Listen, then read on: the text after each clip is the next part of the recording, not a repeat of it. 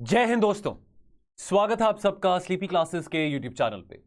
मैं उम्मीद करता हूं आप सब बहुत बहुत बढ़िया होंगे। दोस्तों आज है 12 मार्च सैटरडे। तो जैसे कि आपको मैंने कल भी बताया था कि इलेक्शंस के रिजल्ट के कारण काफ़ी न्यूज़ में भी इलेक्शंस की ही कवरेज थी।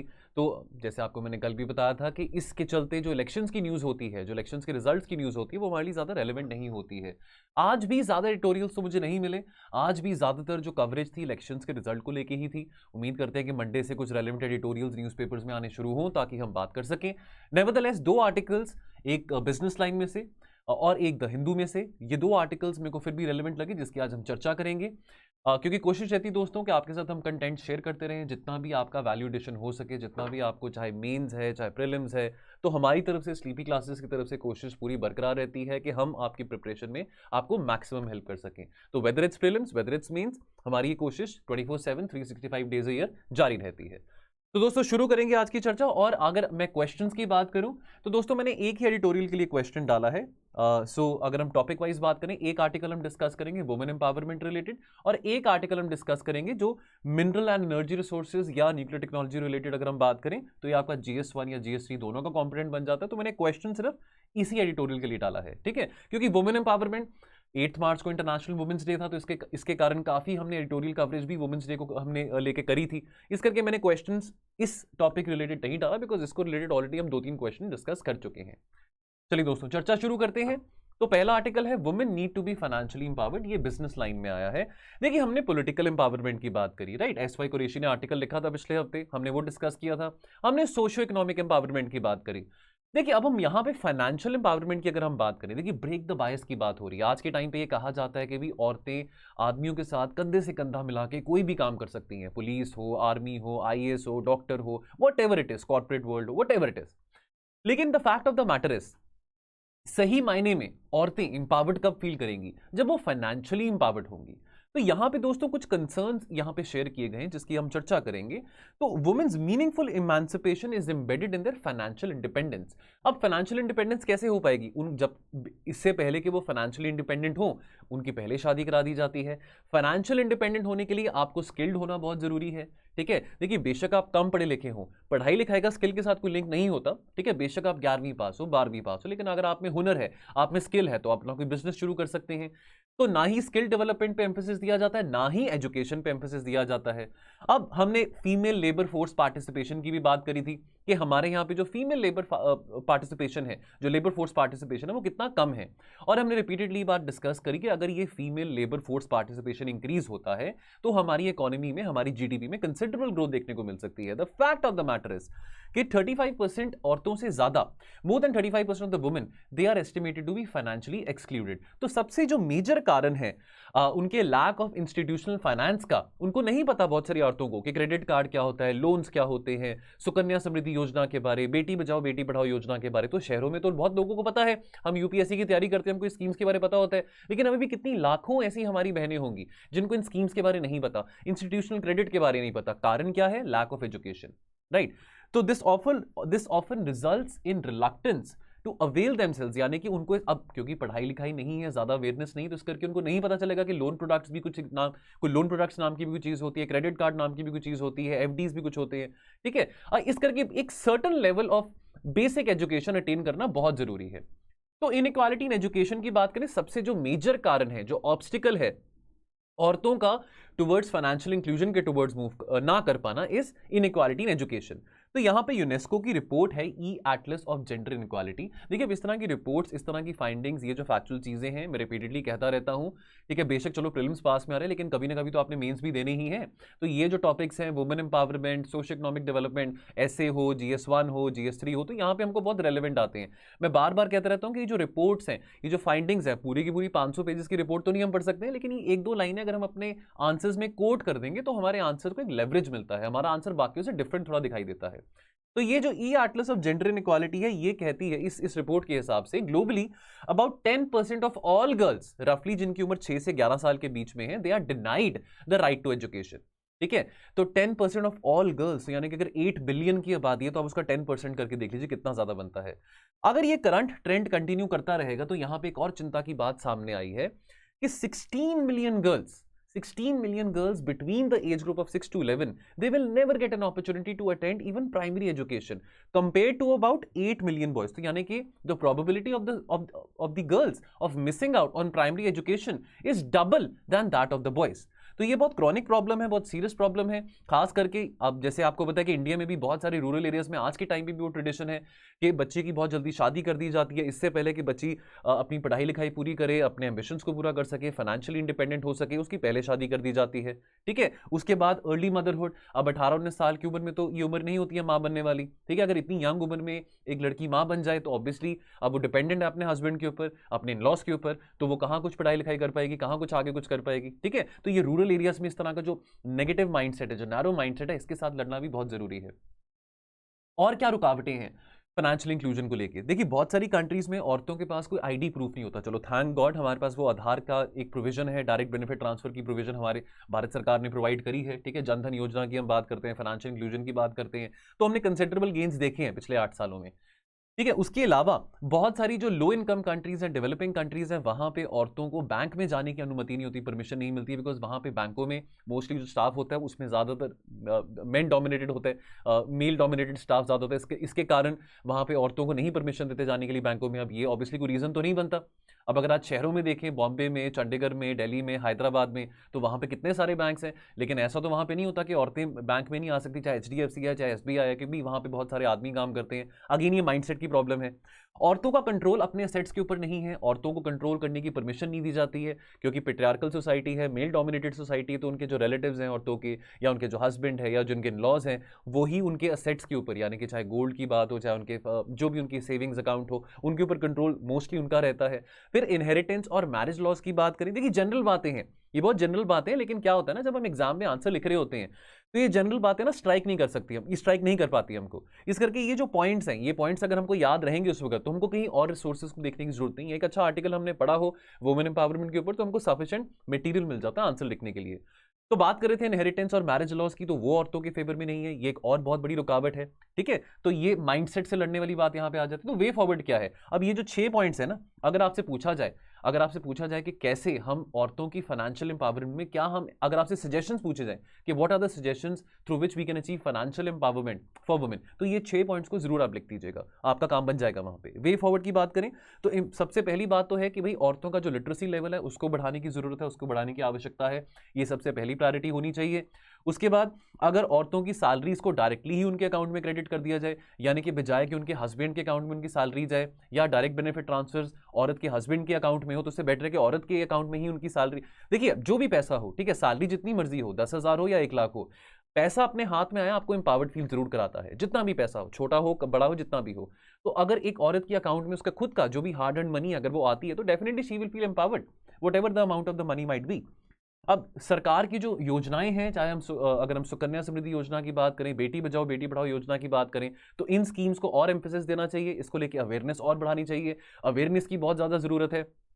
जहाँ पे जिन एरियाज़ में, जिन विलेजेस में या जिन सिटीज़ में औरतों को नहीं कन्वीनियंट लगता बैंक्स में जाने के लिए, उनको लगता है कि बैंक बहुत दूर है, ठीक है, तो वहाँ पे ऐसे एजेंट्स प्रोवाइड होने चाहिए, ठीक है, बैंकिंग एजेंट्स होने चाहिए, बैंकिंग कॉरेस्पॉन्डेंट्स होने चाहिए, जो कि उनकी बैंकिंग नीड्स के लिए औरतों की हेल्प कर सके, ठीक है। अवेयरनेस बढ़ाने की बहुत ज़रूरत है, खास करके आदमियों के अंदर भी, ठीक है। देखिए अब अगर इस तरह की अवेयरनेस आदमियों के अंदर होगी तो वो ज़्यादा एक ग्रेटर जेंडर इक्वालिटी के टुवर्ड्स हम मूव कर पाएंगे। और साथ में बैंक्स को स्पेशल कैंपेन्स रन करनी चाहिए अलॉन्ग विद एनजीओस, ताकि इस तरह की अवेयरनेस और बढ़ाई जा सके, औरतों को बेनिफिट्स बताया जा सके, what are the benefits of opening a saving account, savings के बेनिफिट क्या है, एटसेट्रा एटसेट्रा।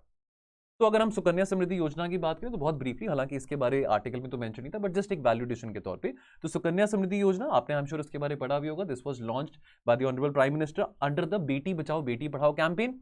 इसका मेन एम क्या है कि अब जो छोटी बेटी है, छोटी बच्ची का जो भविष्य है उसको सिक्योर करने के लिए ये स्मॉल सेविंग स्कीम है। तो 250 रुपए से शुरू करके आप कितना भी अमाउंट यहाँ पे कंट्रीब्यूट कर सकते हैं, ठीक है, अप टू 1.5 लाख, ठीक है, under the government of India, targeting the parents of any girl child. तो कोई भी मतलब, यानी कि चाहे मिडिल क्लास हो, अपर क्लास हो, whatever it is. Tax benefits मिलते हैं up to ₹1.5 lakh, that can be obtained.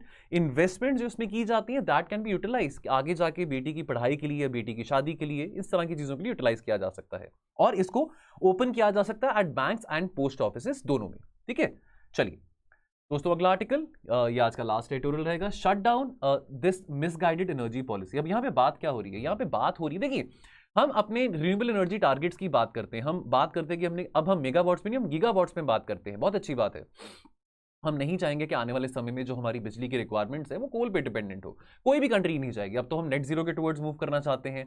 आने वाले 50 सालों में तो हमारी कोशिशें, हमारे एफर्ट्स और ज़्यादा रहेंगे कि कैसे हम यूजिंग, अगर हम सोलर एनर्जी की बात करें, टाइडल एनर्जी की बात करें, विंड एनर्जी हो, कि कैसे इन सोर्सेज में से हम इलेक्ट्रिसिटी जनरेट कर सकते हैं। अब देखिए, अब न्यूक्लियर एनर्जी की जहां पे बात आती है तो यहाँ पे अब न्यूक्लियर एनर्जी को लेकर यहाँ पे कुछ चिंताएं प्रकट करी गई हैं इस एडिटोरियल में, ठीक है। अब देखिए, न्यूक्लियर का आप इस्तेमाल सिविलियन पर्पस के लिए भी कर सकते हैं, डिस्ट्रक्टिव पर्पस के लिए भी कर सकते हैं, चाहे तो उसका बॉम्ब बनाइए, चाहे उससे बिजली का उत्पादन करिए। लेकिन कितना सेफ है न्यूक्लियर एनर्जी से बिजली का उत्पादन करना, ये बात का यहाँ पे एक चिंता, यहाँ पे इस बात की चिंता जताई गई है। तो अब अगर हाल ही में बात करें, अब जैसे आपको पता है यूक्रेन में क्राइसिस चल रहा है, तो ये हमने फ्यू मिनट सीरीज में भी शेयर किया था, जो नो फ्लाई जोन का मुद्दा था। तो यहाँ पे बात आती है ज़ापोरिज़िया न्यूक्लियर प्लांट की, तो मैंने डिस्कस किया था नो फ्लाई जोन में भी, जो फ्यू मिनट सीरीज में कल वीडियो गया था, कि जो ज़ापोरिज़िया न्यूक्लियर प्लांट है, that is the largest nuclear plant in Europe और दुनिया का 9th लार्जेस्ट है, ठीक है। अब यहाँ पे क्या हुआ था कि मार्च 3 को यहाँ पे एक फायर ब्रोक आउट, ठीक है। अब देखिए, यहाँ पे अटैक्स चल रहे हैं, तो देखिए यहाँ पे जो यूक्रेन के जो प्रेसिडेंट है, उन्होंने भी इस बात की चिंता जताई थी कि भी चेर्नोबिल हो चाहे ज़ापोरिज़िया हो, न्यूक्लियर प्लांट्स हैं यहाँ पे, तो अगर यहाँ पे बॉम्बिंग की जाएगी, गोलाबारी की जाएगी, तो इससे जो रेडिएशन इमिट होंगे वो लोगों के लिए बहुत हानिकारक रह सकते हैं।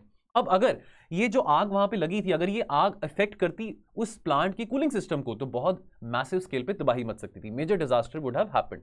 अगर हम आज से 11 साल पहले की बात करें, ठीक 11 साल पहले हमारा फुकुशिमा जो न्यूक्लियर प्लांट डिजास्टर हुआ था because of the earthquake and tsunami, ठीक है, तो the aftershocks of the Fukushima disaster. अब जापान की बात करें, Hiroshima, Nagasaki, back during the times of world war 2, 2011 में, आज से ठीक 11 साल पहले फुकुशिमा जो न्यूक्लियर डिजास्टर हुआ था, तो जापान के लोगों ने भी इसका कॉन्सिक्वेंस देखा हुआ है। अब इसके बावजूद देखिए, ये न्यूक्लियर हैजर्ड की बात हो रही है, इसके बावजूद बहुत सारे पॉलिसी मेकर्स हैं जो कि न्यूक्लियर पावर को एक्सपैंड करने की बात करते हैं कि देखो यार, जो न्यूक्लियर पावर है वो पीसफुल पर्पस के लिए भी यूज किया जा सकता है, कि न्यूक्लियर पावर से कितनी बिजली का जनरेशन किया जा सकता है, वो सब ठीक है, लेकिन कितना सेफ और कितना रिलायबल है, वो बात यहां पे एक क्वेश्चन खड़ा उठता है। तो दिसंबर 2021 में भारत सरकार ने भी पार्लियामेंट में इन्फॉर्म किया था कि हम, यानी कि भारत में भी 10 इंडिजिनस न्यूक्लियर रिएक्टर्स बनाए जाएंगे। तो देखिए, अभी तक तो हम न्यूक्लियर तो इंपोर्ट कर रहे हैं फ्रांस से, अमेरिका से, ठीक है, लेकिन यहां पे हम इंडिजिनसली न्यूक्लियर रिएक्टर्स भी बना, ठीक है, आत्मनिर्भरता की बात होती है, सेल्फ रिलायंस की बात होती है, लेकिन कितना सेफ रहेगा, राइट, ये बात यहां पे अगेन मैं रिटरेट करता हूं, इस बात के ऊपर यहां पे क्वेश्चन किया गया है। इकोनॉमिक कॉस्ट की बात करें ऑफ न्यूक्लियर एनर्जी, तो यहां पे ऑथर ये कह रहे हैं इस एडिटोरियल में कि जो न्यूक्लियर पावर है, ये ना ही it is neither an economical source of electricity, और ना ही एक ये वाइबल या एक फीजिबल रूट रहेगा to achieve India's climate goals. तो यानी कि जो ऑथर है वो ये कह रहे हैं कि ग्रीन हाउस गैस एमिशंस में या कार्बन डाइऑक्साइड गैसेज रिडक्शन में ये हेल्प नहीं करने वाला। न्यूक्लियर पावर प्लांट्स बहुत कैपिटल इंटेंसिव हैं, ठीक है। फॉर एग्जांपल यहाँ पे एक एग्जांपल कोड किया गया वीसी समर न्यूक्लियर प्रोजेक्ट का, जो कि अमेरिका का एक प्रोजेक्ट था साउथ कैरोलिना में। अब इसको बनाने के लिए $9 बिलियन का खर्चा लगा था, $9 बिलियन, ठीक है, बहुत ज्यादा पैसे होते हैं। अब इस प्रोजेक्ट को बाद में अबैंडन करना पड़ा। अब देखिए, अब देखिए $9 बिलियन तो बहुत ज्यादा मनी है, ठीक है, टैक्स पेयर्स का पैसा हो चाहे किसी और का पैसा हो, जिस मर्जी का पैसा हो, $9 बिलियन कुछ तो मायने रखता है। अब इतने पैसे लगाने के बाद आप ये प्रोजेक्ट्स अबैंडन कर देंगे तो नुकसान है। अब वॉल स्ट्रीट कंपनी लिजार्ड की अगर बात माने, तो ये कंपनी ने बोला है कि आज के टाइम पे जो कॉस्ट है of generating electricity from solar energy, right, और फ्रॉम विंड टर्बाइंस, वो काफी चीप है। In fact estimated that the cost of electricity of solar photovoltaics and wind turbines in America declined. The price declined by 90% and 72% respectively between the period of 2009 to 2021। तो ये 12-13 साल के period में जो solar energy और wind energy के through जो electricity generate करी गई है, कम दामों में करी गई है। 2020 में इंटरनेशनल एनर्जी एजेंसी ने यह भी कहा था कि solar energy is the new king of electricity. हम इंटरनेशनल सोलर लाइंस की बात करते हैं, जो इंडिया का इनिशिएटिव है ना। देखिए, अब इस तरह की बातें हमको न्यूज़पेपर्स में भी आ जा इस तरह की बातें हमको प्रीलिम्स में भी आ जाती हैं, ठीक है। ऑर्गेनाइजेशंस की अगर हम बात करें, ISA हो, FATF हो, तो इस करके हमको, अब जब यहाँ पे सोलर एनर्जी की बात करें तो थोड़ा सा हमको इंटरनेशनल सोलर लाइंस के बारे में भी पढ़ लेना चाहिए, है ना। तो अब यहाँ पे इंटरनेशनल एनर्जी एजेंसी, वो भी अपने आप एक इंटरनेशनल ऑर्गेनाइजेशन है।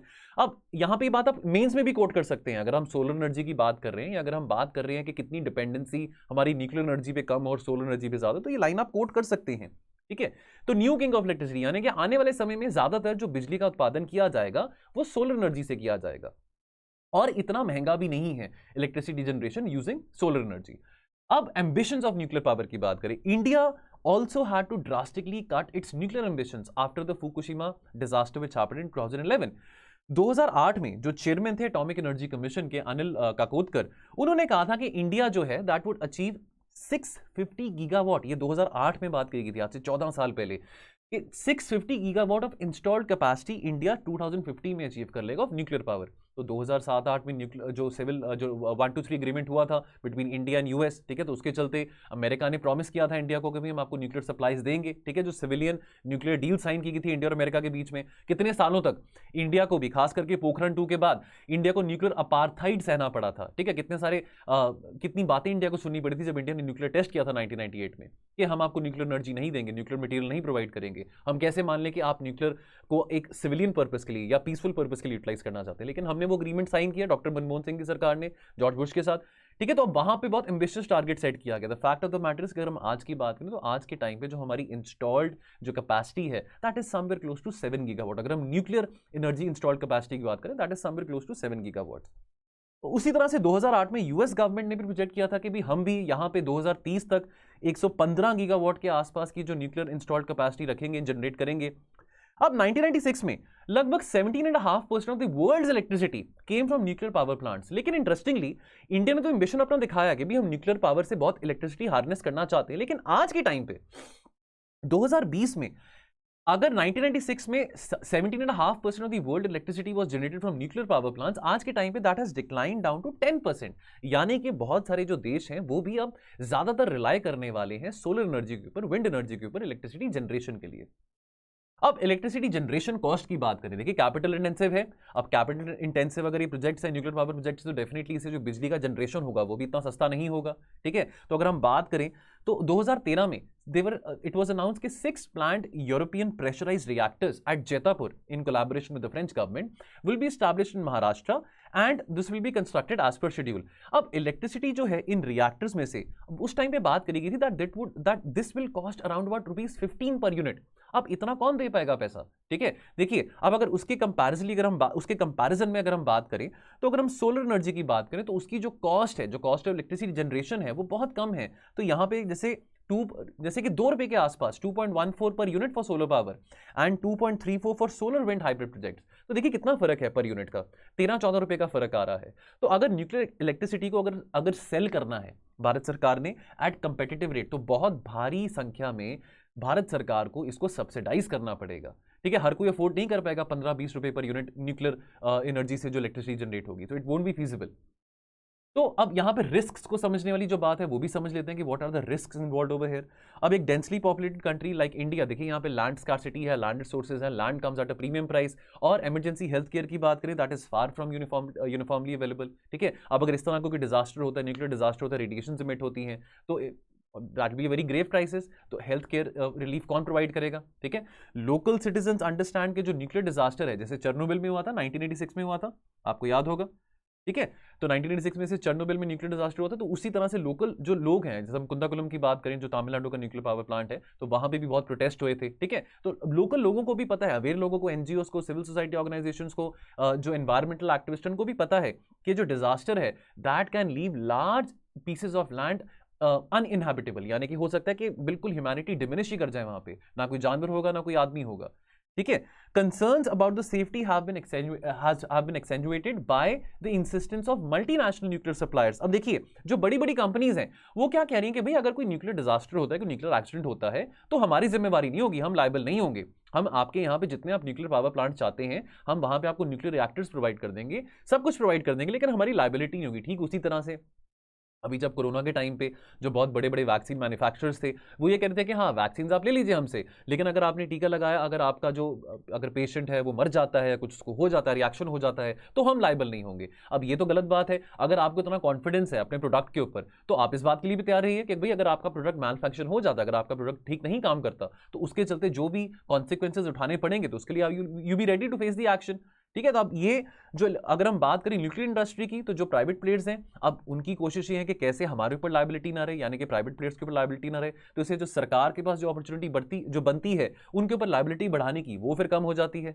ठीक है। तो ये मैसेज क्या भेजा जा रहा है लोकल सिटीजंस को कि भाई हमने न्यूक्लियर पावर प्लांट्स बना दिए, हमने न्यूक्लियर रिएक्टर्स आपको दे दिए, हमको नहीं भरोसा हमारे प्रोडक्ट के ऊपर कि भाई अगर कोई न्यूक्लियर एक्सीडेंट होता है, कोई डिजास्टर होता है, कुछ आग लगती है, व्हाटएवर इट इज, तो हमारी रिस्पॉन्सिबिलिटी नहीं है। तो क्या ये मैसेज हम अपने सिटीजंस को कन्वे करना चाहते हैं कि भाई एट द कॉस्ट ऑफ कि हम कोल पे डिपेंडेंट ना हो इलेक्ट्रिसिटी के लिए, और क्योंकि हमने नेट जीरो का टारगेट अचीव करना है, क्योंकि हमने ग्रीन एनर्जी के ट्रांजिशन के टुवर्ड्स मूव करना है, क्योंकि हमने रिन्यूएबल एनर्जी के ऊपर एम्फसाइज करना है, तो क्या हम अपने सिटीजंस को इस खतरे पे छोड़ सकते हैं? तो ये सवाल यहां पे खड़ा होता है।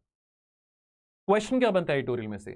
While India has set ambitious targets to generate electricity using renewable energy, there are risks associated with harnessing power from nuclear energy.